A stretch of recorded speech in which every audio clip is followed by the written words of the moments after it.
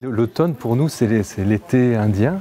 C'est encore de grandes et belles journées et l'envie de se balader, d'aller dans la nature. En fait, c'est ça le propos de la Maison de l'Environnement. Finalement, c'est de venir, et c'est aussi de sortir, d'aller au contact de la nature, de s'entraîner à l'observer.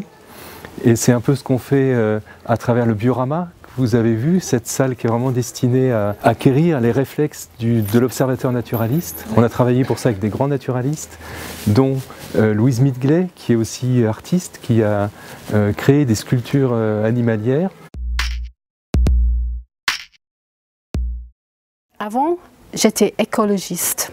Alors, c'est-à-dire, j'étais toujours passionnée de la nature. Quand j'ai travaillé comme écologiste, j'ai toujours à côté fait un peu d'art. Mais quand j'ai rencontré mon mari, j'ai trouvé une céramiste qui donnait des cours. Et ça m'a donné la chance de réaliser un rêve, de faire les vraies céramiques animalières. Le plus important pour moi, c'est la chance d'entrer dans la vie de l'animal, de l'espèce, mais aussi l'individu. C'est un peu chamanique. Si vous me comprenez. Mais pour faire ça, il faut bien les étudier dans la nature. Alors actuellement, donc, j'ai des images vidéo et photographiques qui sont présentées donc, à la Maison de l'Environnement dans un box bien construit avec du vrai bois d'arbre.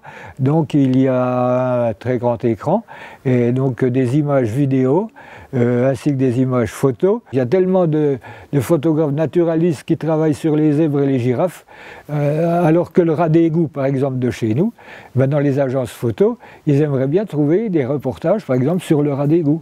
Mais quel photographe va se passionner pour le rat d'égout, en plus vecteur de toutes sortes de maladies?